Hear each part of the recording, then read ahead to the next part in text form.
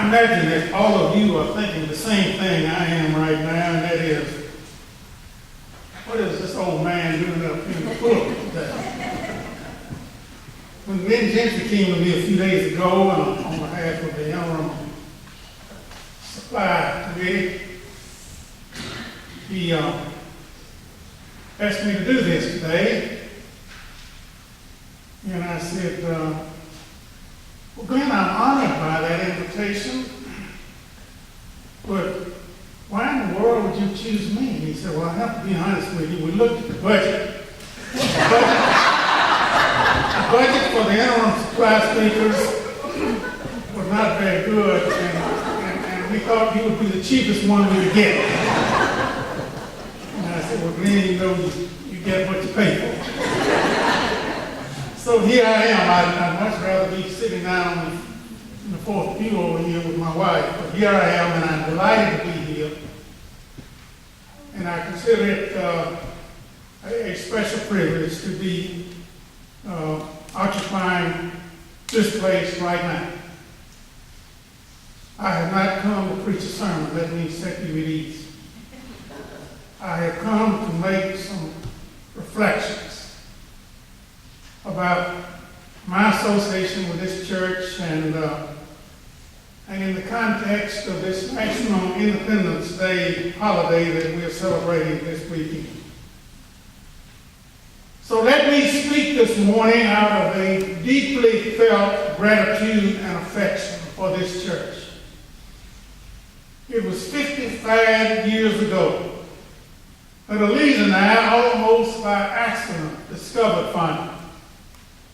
We had moved to Jackson the year before to a house along Northside Drive, and I had driven by this church almost every day on my way to work in the Woolfolk State Office building downtown without ever really noticing this church.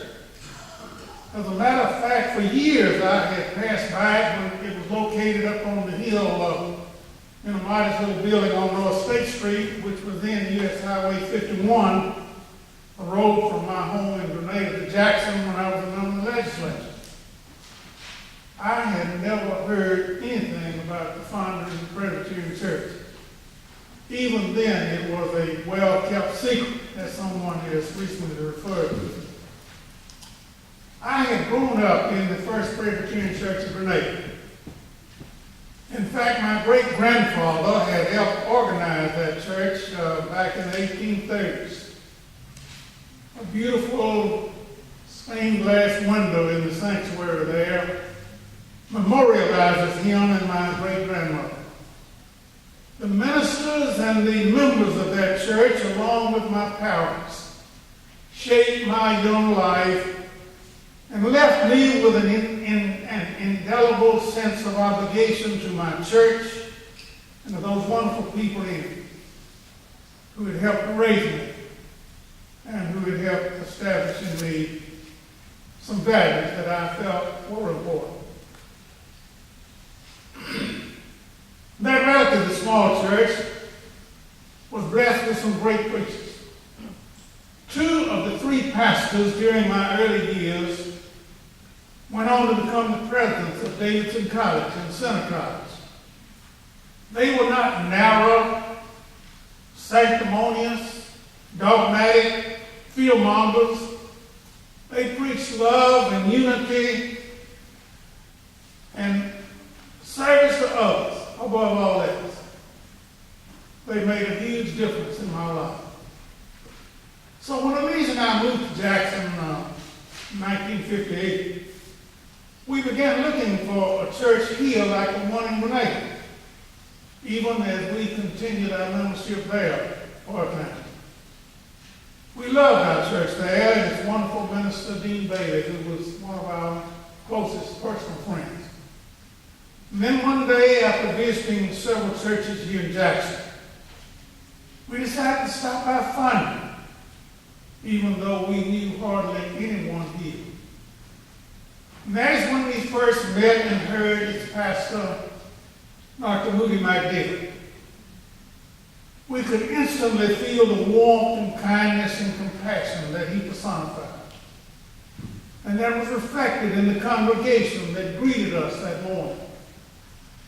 It was then that we recognized Fondren as a special place. It has been our spiritual home now for over half a century. Now, that's not to say that this church has not had its problems and difficult times. In fact, when we first came here in the late 1950s, the social and legal and theological turmoil of those years was beginning to rage in Jackson and across the South. It is not overstating it to say that Jackson, Mississippi, was ground zero not only in the battle over segregation, but also in the theological schisms that ultimately split the Southern Presbyterian Church. As a secular politician in those turbulent days, I found myself in many tense, heated political debates. But I must tell you that some of the bitterest and most hateful rhetoric that I've ever heard was over theological hair-splitting issues in Presbyterian and Synod meetings here in Jackson. One of them right here in this sanctuary. But I later recognized that those issues were really grounded in race. This church was the first and ultimately the leading congregation in our presbytery to open its doors to all worshipers, regardless of race. That happened because one Sunday morning in 1963, after a group of black visitors were turned away, Moody McNeil came to the pulpit, put his faith on the line, and announced his resignation, if that ever happened again. The session met the next day, and the doors of Fondren were open the following Sunday. They've been open ever since. Today, it is hard for us to realize the intensity of that issue of race. It was predicted by some that that issue would lead to Fondren's demise. We did lose some anguished members, but we emerged with a more unified and committed congregation that was comfortable with itself and that was not afraid to take an unpopular stand on issues of fairness and justice. Without a minister like Moody McNeil, and wise, courageous, and respected lay members like the late Warren Hood and so many others here in this church, Fondren could well have lost its way.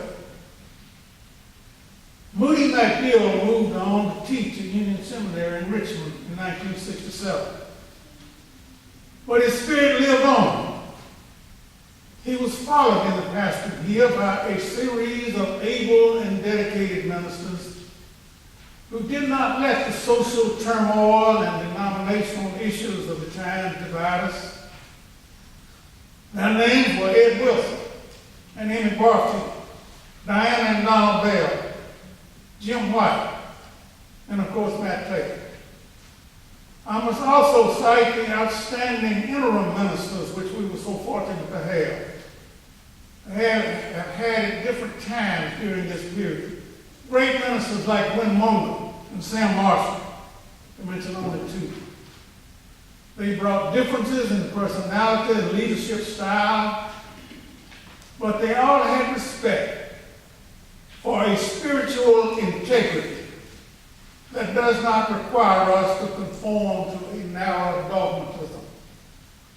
They all had a commitment to the larger community and a willingness to invest in the lives of our neighbors, both those whom we knew and those whom we did not. They demonstrated joy and love and compassion, wrapped up in the Fondren tradition of giving and sharing. They all helped make this church the strong and vibrant church it is today. In the almost 60 years that my family and I have been associated with Fondren, we have seen our community and our world undergo incredible change.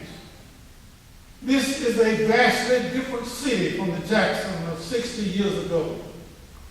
And just as our community has changed, so has our church. Some of us are a lot older than we were then.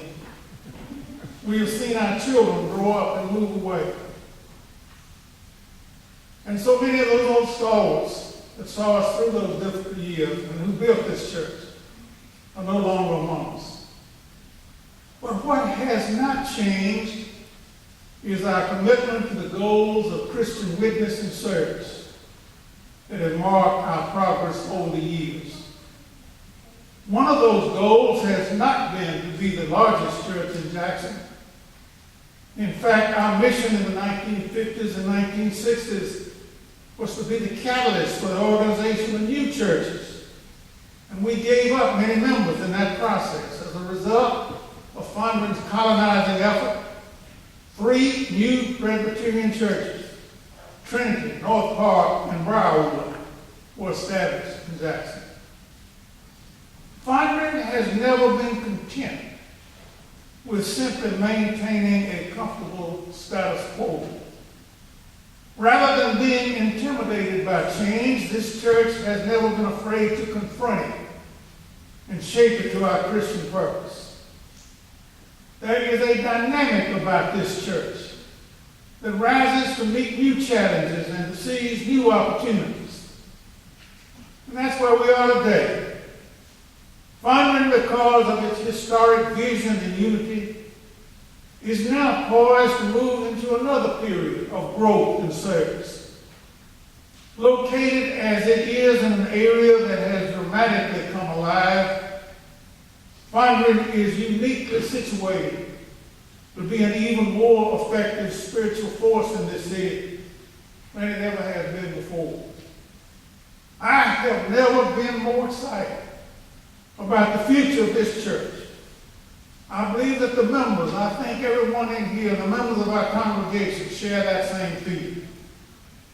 So today I feel that I speak for all of us in pledging our energy, our stewardship, and our loyalty to our church, our denomination, and to each other to ensure that Fondren will continue to be worthy of the heritage which it bears.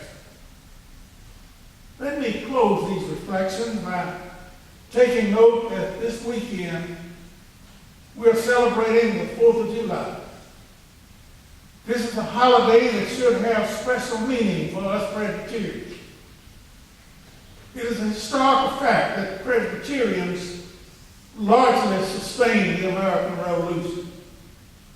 A disgruntled member of the British Parliament at the time said that America had run off from the Presbyterian parson, referring to John Witherspoon, the Presbyterian minister who signed the Declaration of Independence and was president of Princeton University.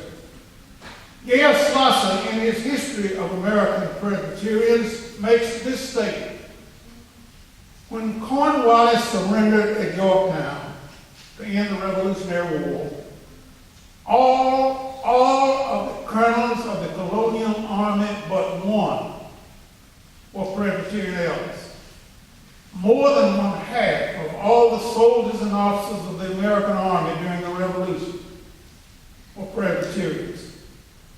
So this holiday is a Presbyterian milestone as well as a national one. And so I think it appropriate today that I leave you with these words from Matt Taylor's 4th of July message to our congregation 3 years ago. And I quote from that message.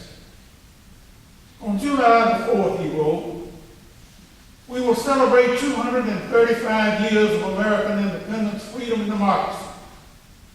Our founders gave the world a bold, radical vision of a nation led by neither a king nor an oligarchy of divines, but by its own people. It was indeed a radical vision and also deeply Presbyterian.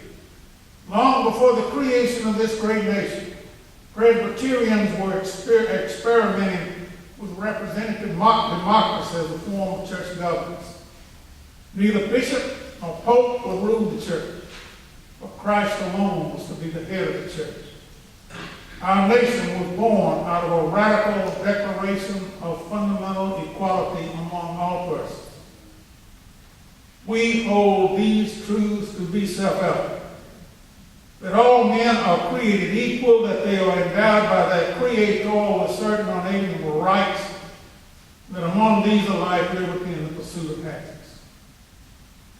Matt Taylor concluded his message with this: America has always been growing into this vision, and surely by God's grace and divine providence, we will continue to grow into this great vision of a people who, by voice and vote, rule themselves with justice and freedom for all. That's what Matt Taylor wrote 3 years ago. And so this morning, let us close with this prayer. May God bless the Fondren Presbyterian Church and the United States of America. Amen.